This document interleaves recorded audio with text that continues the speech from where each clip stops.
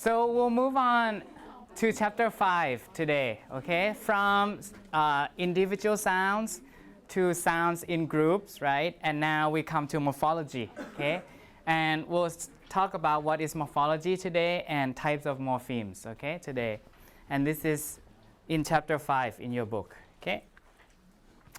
Morphology is the study of words and the rules for word formation in a language, okay? So that's what morphology is about. So now we'll study words, okay? And the meanings of words, okay?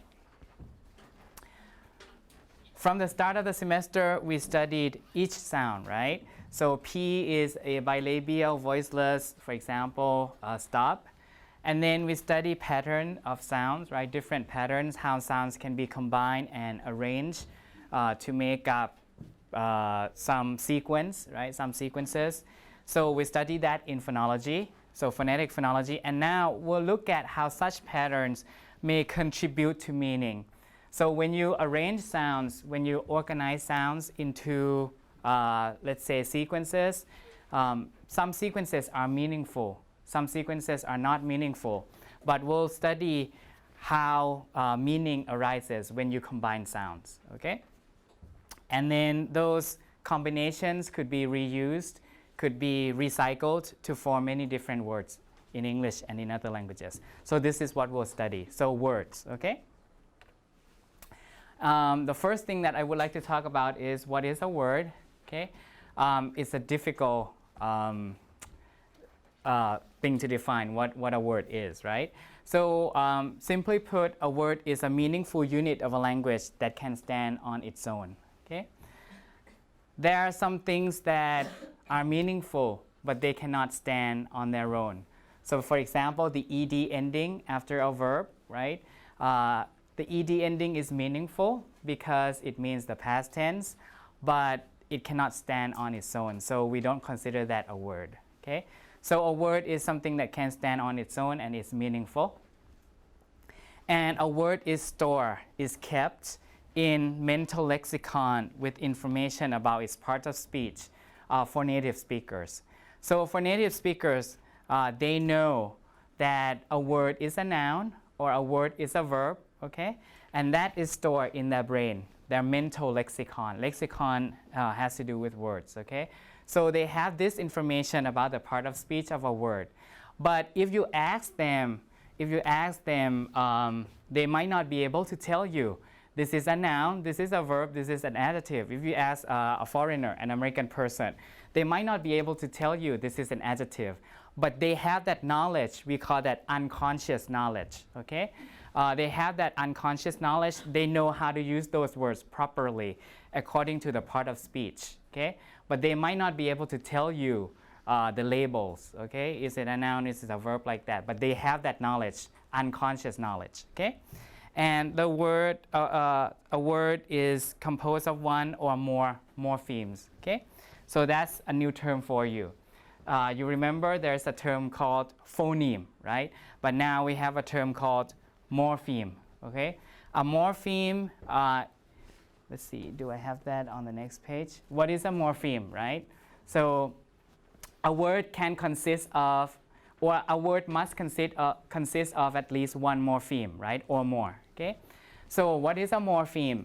A morpheme is the smallest meaningful linguistic unit, okay? If you compare this to a phoneme is a unit of sound, right? Significant unit of sound, smallest unit of sound. But for morpheme is the smallest meaningful linguistic unit, meaning that it's not just a sound, okay? It must be meaningful too, okay? For a phoneme, you are interested in the sound that is meaningful, that can indicate contrast in meaning, right? But for a morpheme, you must have something that is meaningful. If it doesn't have a meaning, then it's not a morpheme, okay? In English, P or a B or an S or a Z, those are phonemes, okay? Because they are smallest, and by exchanging one sound for another sound, you have meaning change. But in itself, an S doesn't have any meaning, okay? But for a morpheme, you must have a meaning, okay? So you can see this, okay? we consider meaning as the most important thing in morphology. Okay? If a sound doesn't have a meaning in itself, it's not a morpheme. So when you see these words like apple, cat, help, salamander, fling, lens, they all are one morpheme each. Okay? Apple has a meaning, cat has a meaning, help has a meaning. But if you kind of dissect, if you cut help into H, E, L, and P, each of those things doesn't have a meaning. So it's not a morpheme. But when they combine, okay, you have the meaning of help, right? Top ta like that. So it's a morpheme. Or ing or s, has a meaning in English, right? Doer, teacher, right? So a person who. So that, even though it's part of a word, right, it cannot stand on its own. It's a morpheme, okay, because it has a meaning, okay? A person who does this or that, right? Or can also mean kind of comparative degree, high, higher, for example, right? So it has a meaning, so it's a morpheme. So it doesn't have to be a word that can stand on its own. It could be part of a word like or ing, like sleep, sleeping, like that. Or s could mean so many things in English, like the present tense or plural, right? Pre is a prefix, right? Pre means before, so it is a morpheme because it has a meaning. An is also a morpheme in English because it has a meaning. An means not, like that, okay? So I have Korean examples, right? Like this, 학교, right? University or school, right? 한양대 학교, like that. So in all of these words, 학생, 학과, I don't know, school zone. 학기, school term, semester, like that, right? 학년, school year, like that. When you look at these words, okay, there is that part of the word that is pronounced hak, right? Hak, like that. So you can see that that is a morpheme because if you look at the translation, it has to do with school or school-related things, right? So in this case, we say that hak is a morpheme because it has a meaning, and the meaning seems to be consistent in all the examples here. Okay? So at least 학생, hak has a meaning, sang should have a meaning too, like that. So we say that there are two morphemes here. Or 학년, neon is year, and hak is school, right? School year or semester. So you have two morphemes here. Hak is one morpheme, neon is one morpheme, like that. Okay? Or 방학, right? Break or vacation, school vacation. So you have two morphemes here, okay? Like that. So one morpheme can recur, right? Recur means to happen again and again. It can be reused in many words to form words, right? Or kyo, right? Something that has to do with academic or school-related things again. Kyoka, kyoki, kyobok, and so on, right? So it has a meaning. So it's a morpheme again, okay?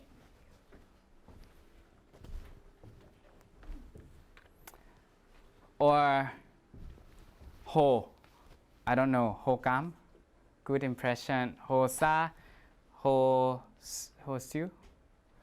I don't know how to pronounce this. So what does ho mean here? Hokam, good impression, right? Hosa, happy event. Ho, whatever, good move. Ho, ui, good. Ho, li, good example, whatever, okay? I'm not a good example. So ho, what does it mean? It is a morpheme, right? And it recurs, right? Many times, and it shows some sort of kind of consistent meaning, right? So ho has to mean something good, right? Something happy, good, like that, okay? So you can guess the meaning from the components of the word, okay? When you combine two morphemes or three morphemes, it usually happens that the translation is a kind of a sum of all the morphemes here, okay? Okay. Now, if we look at this English word, oversimplifications, Now, you can see that it's a word because it can stand on its own. But itself, this word, oversimplification, consists of so many morphemes. Okay? And each morpheme has a meaning. So the first thing that you see is simple. Okay? For this, it's a morpheme. You cannot further divide it. You cannot divide it further into sim and po, because sim doesn't have a meaning, po doesn't have a meaning. So simple is one morpheme there. Okay? And then you add ify, you got simplified out of it. Okay? So simplify, ify here means to make. Okay? To make simple like that. Right? And you can see the word, the morpheme ify elsewhere, right? Electrify, mummify, unify, whatever, right? So it means to make, kind of causative or transitive verb ending. And then you add cation to make it into a noun, simplify, simplification, right? To make it into a noun. So cation is a noun suffix, okay? It's a noun forming suffix.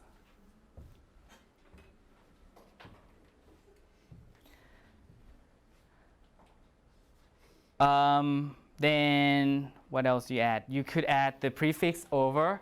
Overs mean more or on top, above, like that, beyond. So, and then finally you add the s, which means many, right? So this is how words are formed. This is how words are created, okay? By combining some morphemes with other morphemes, and you get new words, okay?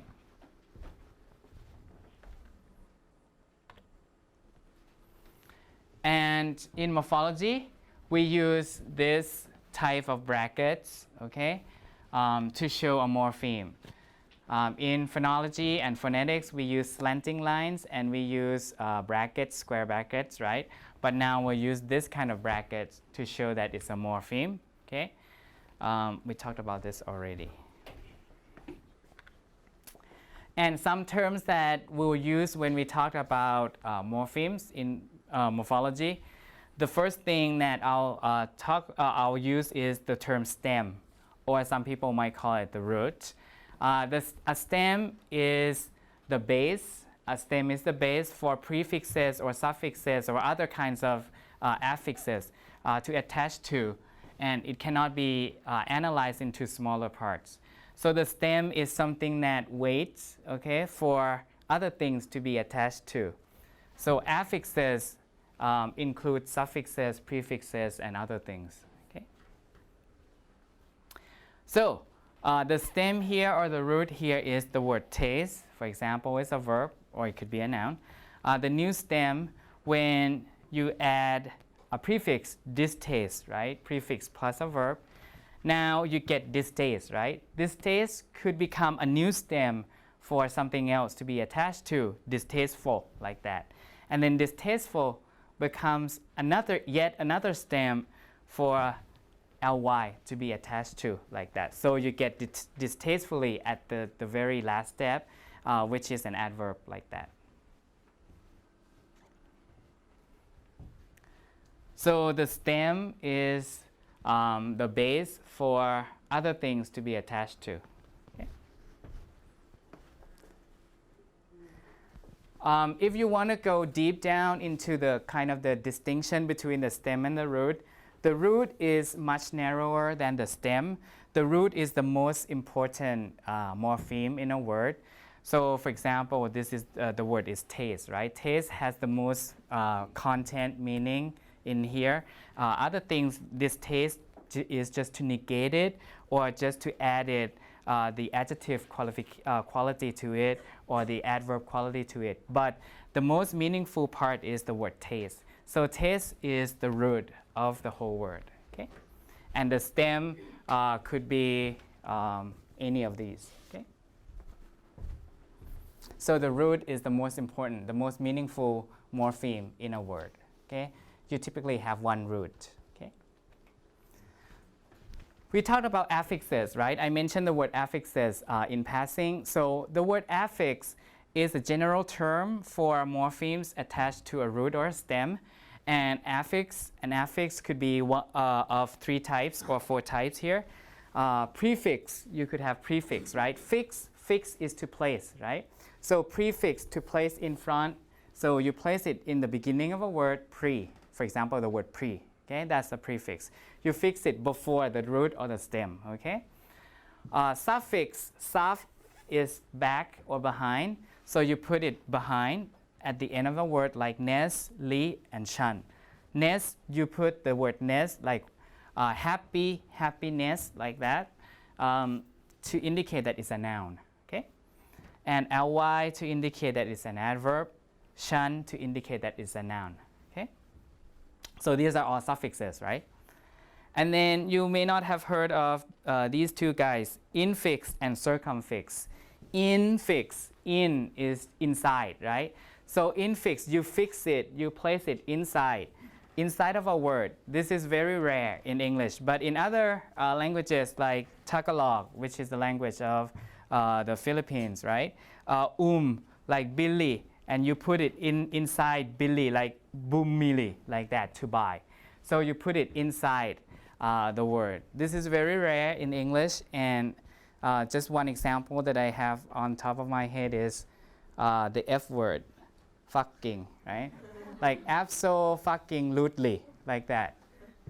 So you can put it in there, or bloody, like that. Typically slang words like that, okay? Infix.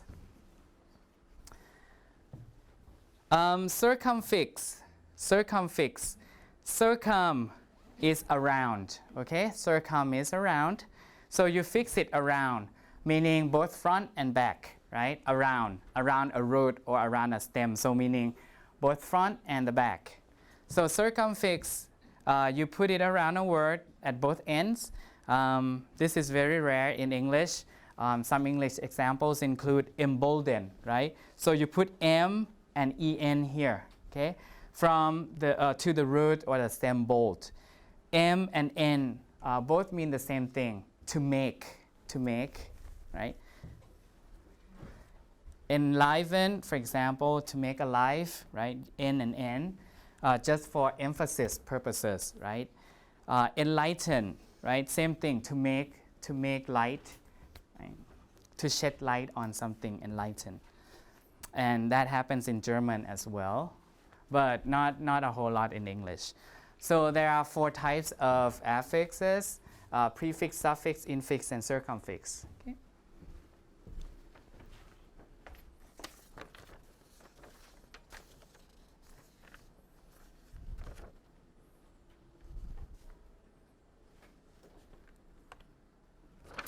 And the next thing that I would like to talk about is types of morphemes. Okay? Depending on how you want to distinguish the types, you can distinguish morphemes in 3 ways. Okay?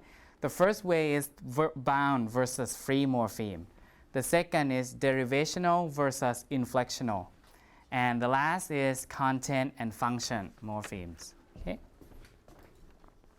So if you want to divide morphemes, distinguish morphemes using the first method, the first criterion, free versus bound. Okay? But it's easy. Free morphemes are morphemes that can stand on their own, okay, by themselves, and they don't need to be attached to something else. They can stand on their own.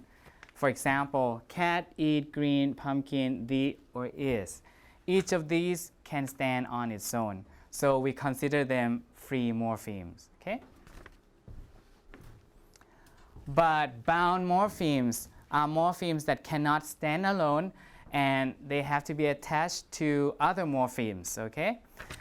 They need a friend at least.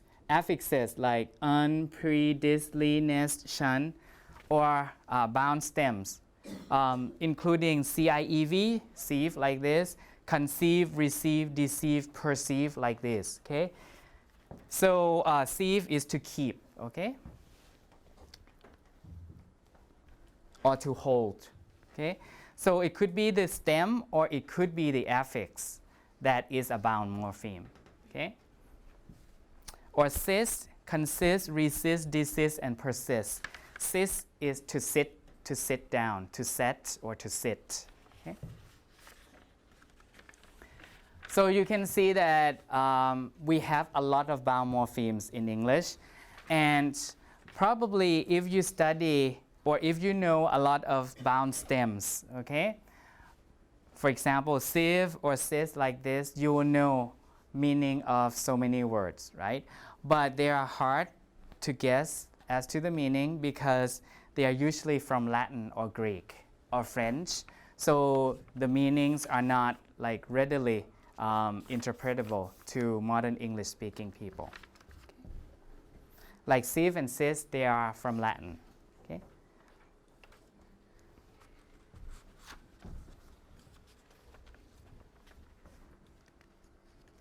The next type classification, the next type of classification is between derivational versus inflectional morphemes. Okay? For derivational morphemes, derivational means you derive some words, right? You derive new words, okay? So when you add derivational affixes, you can make a new word with a new meaning, okay?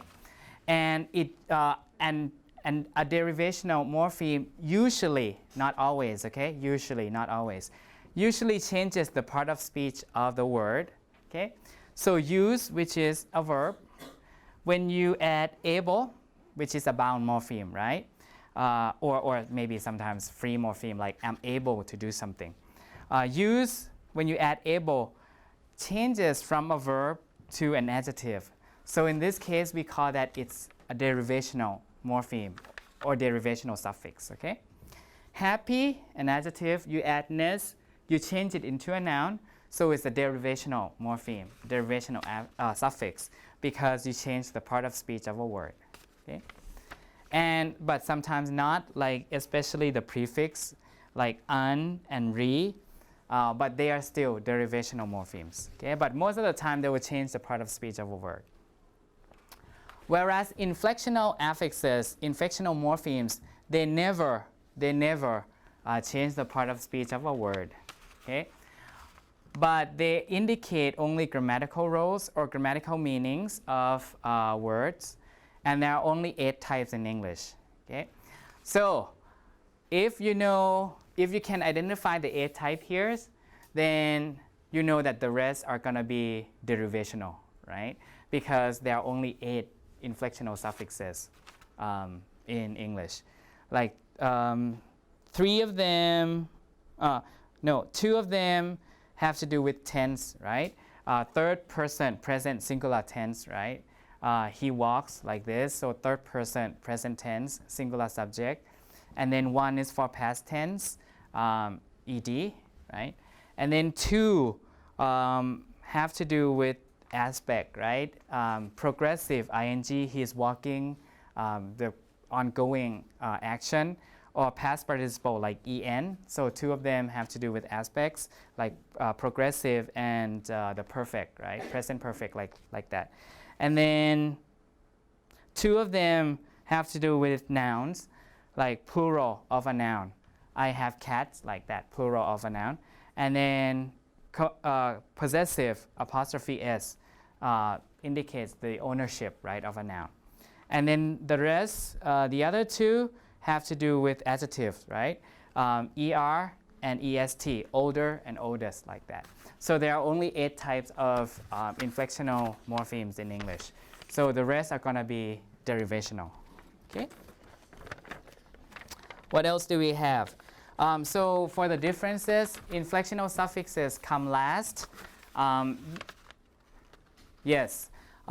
Usually the inflectional suffixes will come last as the last thing of a word, okay? You can have so many derivational morphemes, but you could have perhaps 1 inflectional morpheme, and it will come last, okay?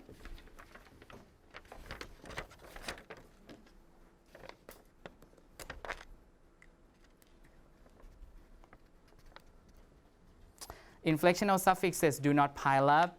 There is usually 1 inflectional suffix, if any. So, like this.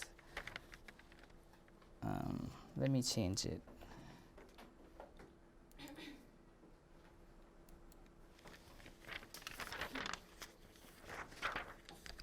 Let's say George the fifth throne, okay, like this.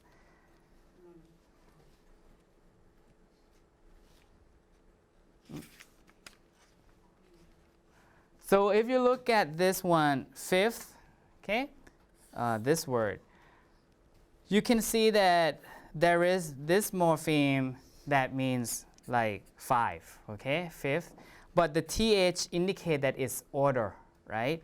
So the th here is another morpheme, okay, because it's like first, second, third, so it's ordinal number morpheme. So that's one morpheme there. And then this is the inflectional, but this is the derivational, like that. Okay?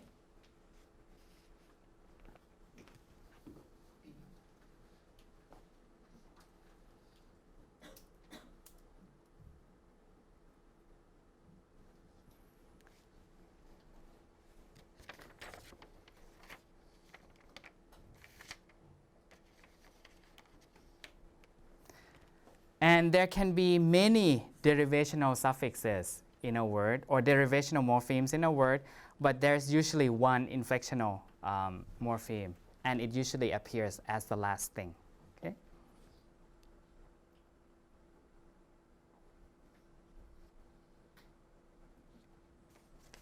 So, any questions?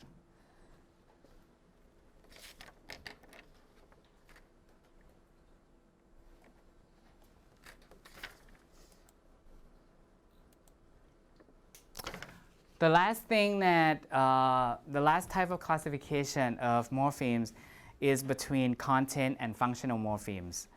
So if you consider the meaning, right, the kind of defined distinction between different types of meaning, you could classify morphemes into content and functional morphemes. So they are both free morphemes, okay? We have content or lexical morphemes, same as content morpheme.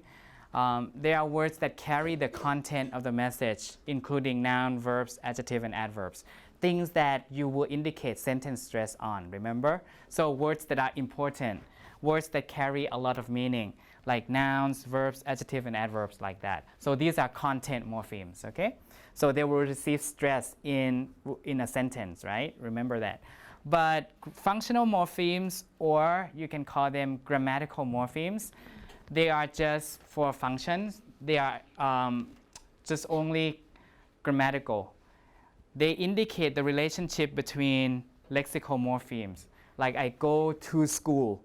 To is a preposition. It links go and school together, like that. So we call to, which is a preposition, a functional morpheme. So a functional morpheme could be a preposition, a conjunction, an article, and so on. Okay? They will not receive stress in a sentence, right? And they usually have the schwa sound. Okay? So when you see a word, for example, transportation, which is the first word. Now you have to use your background knowledge and think, do I see some parts of these, some part of this word anywhere else, somewhere else? Have you ever seen trans somewhere else? Transport, transform. Have you seen that? Like that. So it's likely, if you see it somewhere else, it's likely that that's a morpheme, because a morpheme can be reused and recycled with the same meaning, right? In other words. So perhaps trans is one morpheme. So we indicate the line there, right? That is a morpheme, okay? What about port? Have you ever seen port somewhere else? Yes, right? Export, import, right? So perhaps it's another morpheme, okay? And then Asian, you see Asian somewhere else, right? Unification, like that, right? So Asian is a noun suffix, like that. So that's how we'll do. And then perhaps you can guess the meaning of each component. Transform, transgress, you know transgress, right? It means to go into some, area without permission, like that. So gress is to go. So trans is across, okay? Okay. Port is like entrance, okay?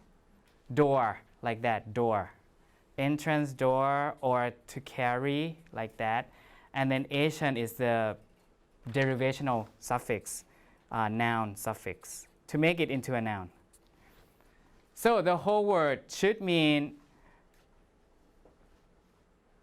to carry or to take something into the door, across the door, right? The action, noun, the noun suffix, the action of taking, carrying, or the action of crossing, going across the door, the entrance. So that's transportation, right? Transportation is to take someone or something across the area, across the boundary, like that. So that's how we'll do, okay? The second word, brown.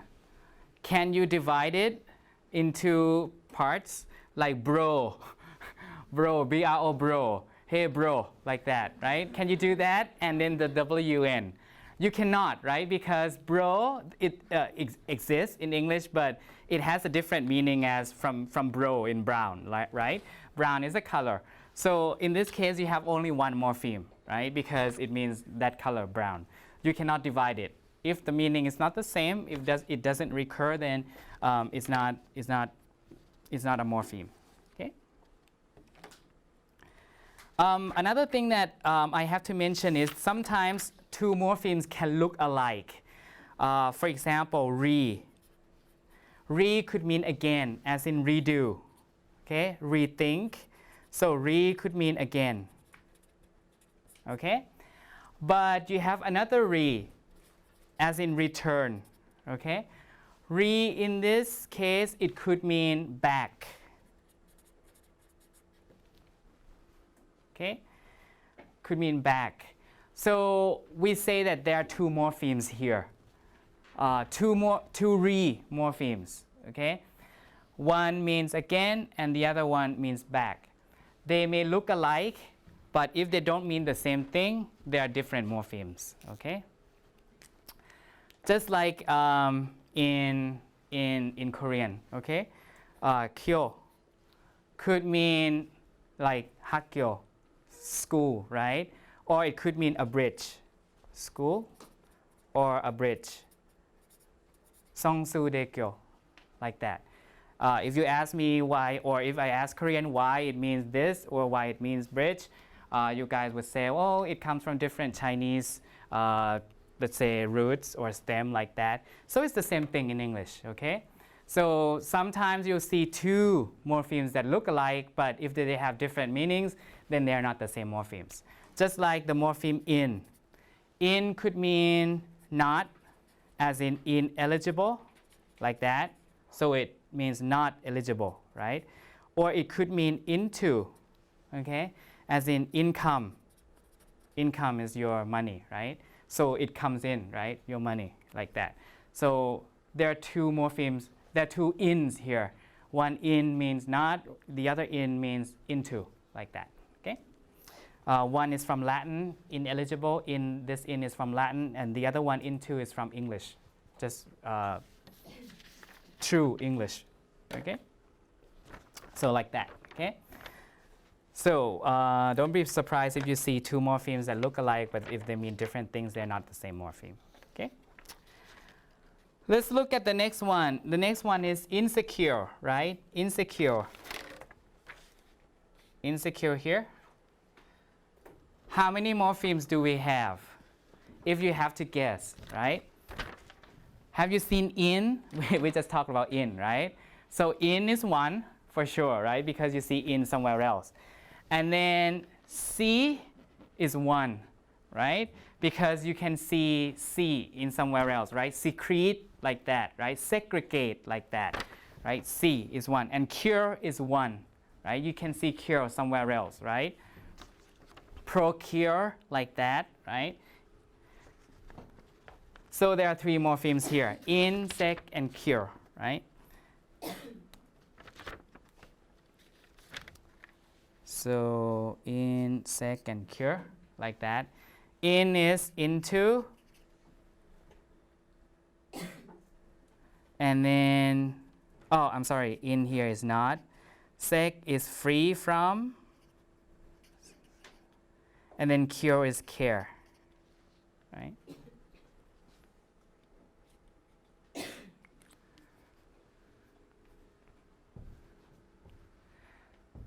So when someone feels insecure about his future, about his life, it means that he is not free from care. So he cares about his future, like that, right? So insecure, okay?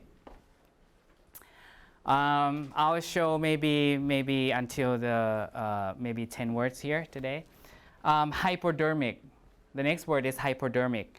How many morphemes do you think there are? Have you seen hypo somewhere else? Hypoallergenic, right? So hypo is one, right? Hypo means below, right? Or under or below, right? Hypo.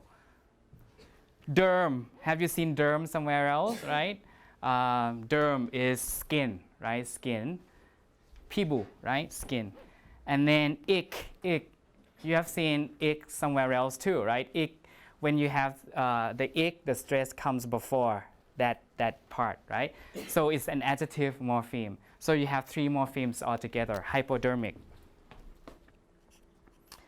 So it means under the skin, having the quality of under the skin, like hypodermic injection, right? Hypo is under, derm is skin, ick is adjective morpheme, like that.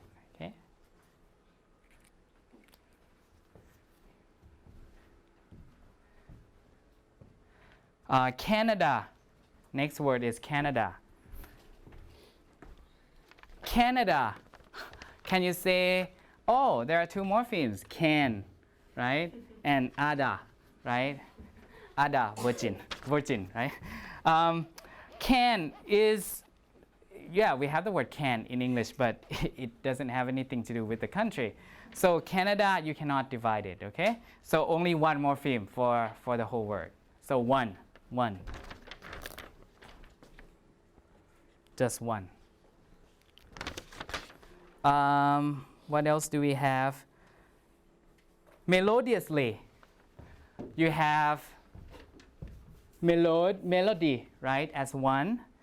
And is, which is an adjective suffix, delicious, spacious, like that. And then li as another one. Okay? So melody, us, and li. Okay? So us is the adjective and ly is the adverb morpheme. Okay? And melody is song, right? So in this case, you can see that you can stack up two derivational morphemes, right? Us and li can co-occur. Okay?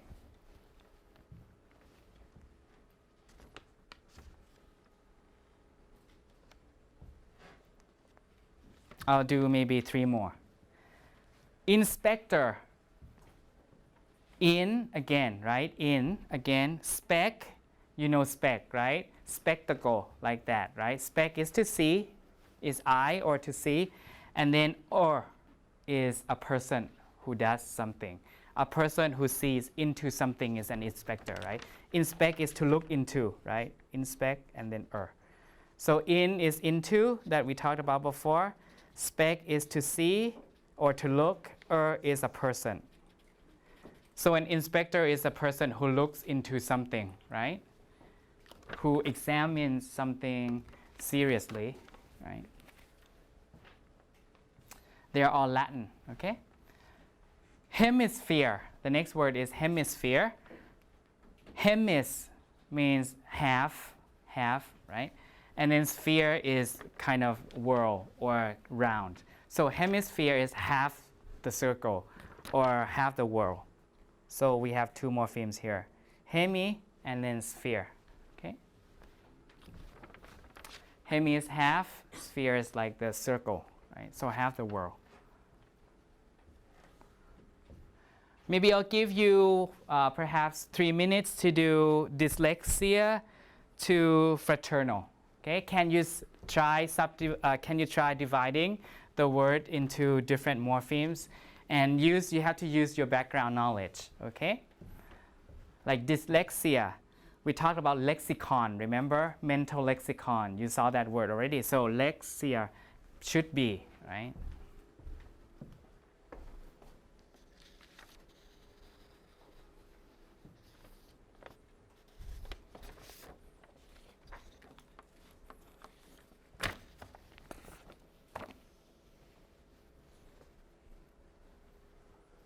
I'll give you 3 minutes.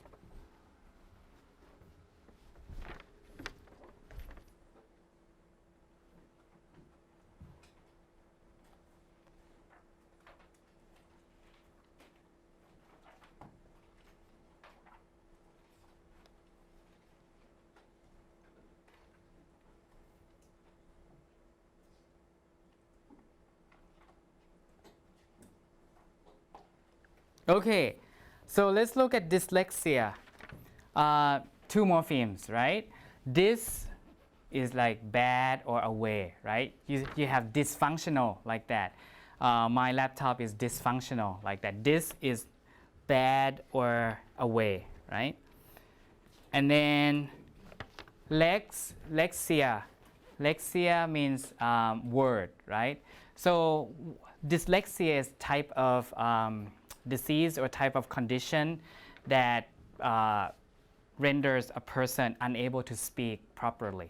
Okay, so dyslexia. So some people are born with that kind of incapability to speak properly, to pronounce words properly like that. So 2 morphemes, dys and then lexia. Okay, this is bad, is away, go away from. Lexia is word, right? So word are away from that person's brain. Tactfulness, right? Tactfulness is the quality of doing something at the right time, appropriate time, right? So you have tact, right? And full and ness, right? Full is adjective morpheme, ness is a noun morpheme. Tact means time, right? So when you do things at the right time, right thing at the right time, so that's tactful, being tactful. Next one is unsupervised. Un is not. Super, right? Super is above. And vise means to see, to see. You have revise like that, right? And then the D or ED means past tense, right? So we have unsupervised like that. So 4 morphemes, right? 4 morphemes. And if you ask me where to cut, where to draw the line between this ED, is it that the E goes with the vise or the E goes with the D? There's no clear cut, because in English, if you have 2 letters that are the same, you just retain one. Supervised, vise has an E, right? And then ED has another E. So you just need one. So it doesn't matter where you put the line here. And then finally, we have fraternal. There are 2 morphemes here. Fratern and al. Okay? Fratern is brother. And then al is the adjective. So fraternal.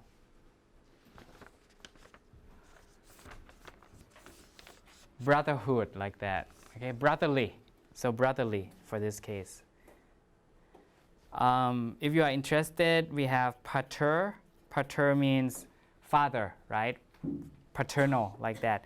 And then mater means mother. So paternal and maternal, like that.